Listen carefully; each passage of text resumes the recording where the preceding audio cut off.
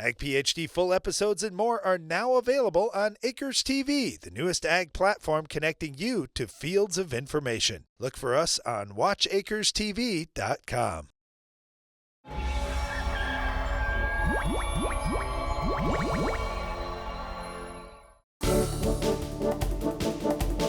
If you've got a lawn, chances are you also have insects out there. During our Farm Basics time today, we're going to talk about solving lawn insect issues. Here's the first challenge, Brian, is when we see a brown spot or a ring or something different out in our lawn, the first thing we think about is, well, it must be an above ground problem. Maybe there's a disease, or maybe I did something with the mower, or the kids were playing in the yard, or the dog did something. And it's very rare that I talk to a homeowner who says, I've got a problem in my lawn and I did some digging and I found this below the surface of the soil.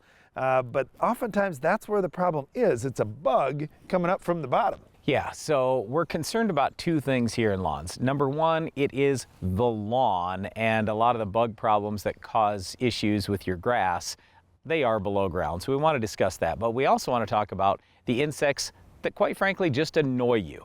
Everything from ticks to ants, maybe it's mosquitoes. There are a number of other insects that are going to be above ground that we also want to discuss here. Well, in different parts of the country, there could be different below ground and above ground insects, but let's just give you a couple of examples here because many of the treatment methods for one bug could be the same for others as well.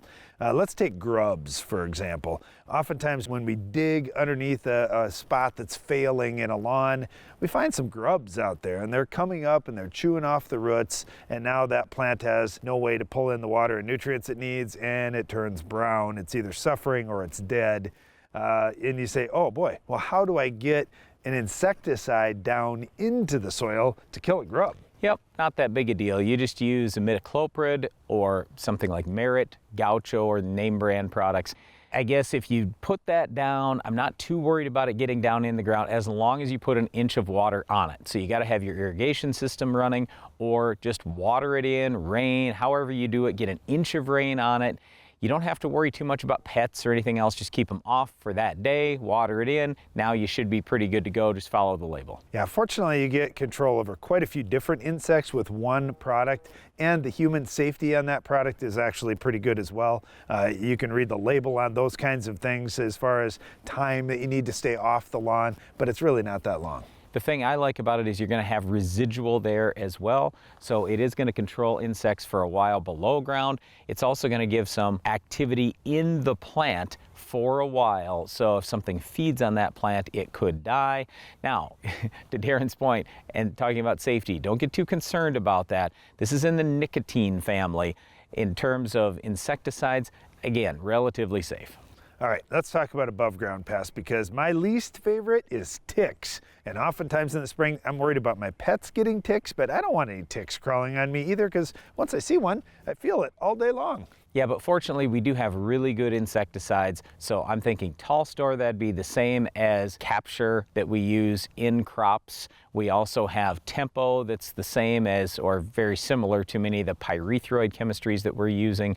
So we really like both of these things. And if you have insects like ticks, ants, mosquitoes, flies, grasshoppers, crickets, anything like that, it's going to take them all out. And Tempo, for example, it's labeled for use even in your home, not to mention around your home. So very safe product as well. Now the biggest safety thing I would say is watch out for flowering plants. So if your flowers are all in bloom and you see bees around there, don't spray in that area. Or if your trees are in bloom, don't spray around those trees at that time. You've got to get the timing right. If things aren't blooming, you aren't going to see all the bees around, and if the bees aren't around, you're not going to hurt the bees. Well, that's the reason why you don't spray then. It's just Darren's talking about don't kill the bees. So it will kill bees if you're spraying bees. So if you want the bees dead, if you're allergic or something, I get that, but our objective usually is to leave bees alone, wait, then spray when things aren't flowering, and then you can kill all those other insects. I usually spray around my house once every month or two with Tempo.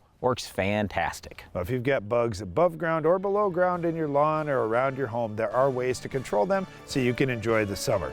And one thing that can take away some enjoyment from farmers is a weed control problem out in their fields. We'll show you how to stop this tough weed later in the show.